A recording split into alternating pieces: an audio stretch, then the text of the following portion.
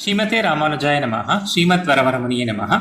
நம்மாழ்வார் அருளிச் செய்த திருவாய்மொழி 4 10 7 பதிகத்தின் 4 பாசுரத்தில் காணவந்து என் கண்முகப்பே தாமரை கண் பிறழ ஆணிச்செம்பொன் மேனியந்தாய் நின்றருளாய் என்றென்று நாணமில்லாச் சிறுதகையேன் நான் இங்கு அலற்றுவதென் பேணிவானோர் காணமாட்டா பீடுடை அப்பனையே என்று பாடுகிறார். இது சுத்தமான தங்கமா இல்லையா என்பதை அறிய உரைக்கல்லிலே தேய்த்து பார்ப்பார்கள். அப்படி ஆராய தேவையில்லாமல் அனைத்திலும் உயர்ந்த தரமான பொன்னை ஆணிச்செம்பொன் என்று கூறுவர். அதாவது இதுக்கு மேலே மாற்றமில்லை என்னும்படி செப்பு முதலிய கலப்பில்லாத சிறந்த பொன். பிரசாசிதாரம் சர்வேஷாம் அணியாம்ச மணியசாம் ருக்மாபம் ஸ்வப்னதீகம்யம் வித்யாத்து புருஷம் பரம் என்று மனுஸ்மிருதி கூறியது போல விரும்பத்தகுந்த திருமேனி படைத்த பிரானே என்கிறார். எம்பெருமானுடைய திருமேனி கருமுகில் போல கருத்த நிறமாயிருக்க செம்பொன் மேனி என்கிறாரே எனில், செம்பொன் என்றது நிறத்திற்கு ஓமை கூறப்பட்டது அன்று.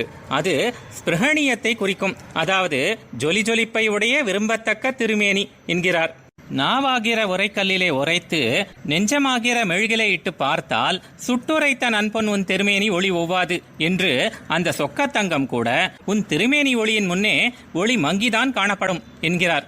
பிரானே, இப்படி எவ்வித ஒட்டும் கலவாத சுத்த தங்கம் போன்ற திருமேனி அழகை காண்பித்து நான் காணுமாறு என் முன்னே நீ வந்து உன் தாமரை பூ போன்ற திருக்கண்கள் விளங்கும்படி என் கண் வட்டத்திற்குள் நின்று சேவை சாதித்து அருள வேணும் என்று என் வாய் ஓயாமல் சொல்லி, நீசனாகிய நான் வெட்கங்கெட்டவனாய் இருந்து கொண்டு இங்கே பலமுறை சொல்லி அழைக்கிறேனே, இதற்கு ஒரு பலன் கிடைக்கப் போகிறதா என்ன?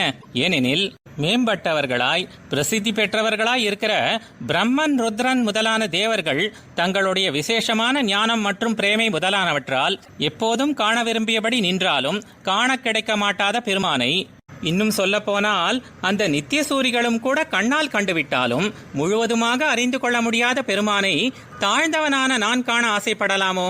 இது நாணமில்லாத செய்கை இல்லையா என்று கூறுகிறார். ஆழ்வார் எம்பெருமானார் ஜீயர் திருவடிகளே சரணம்.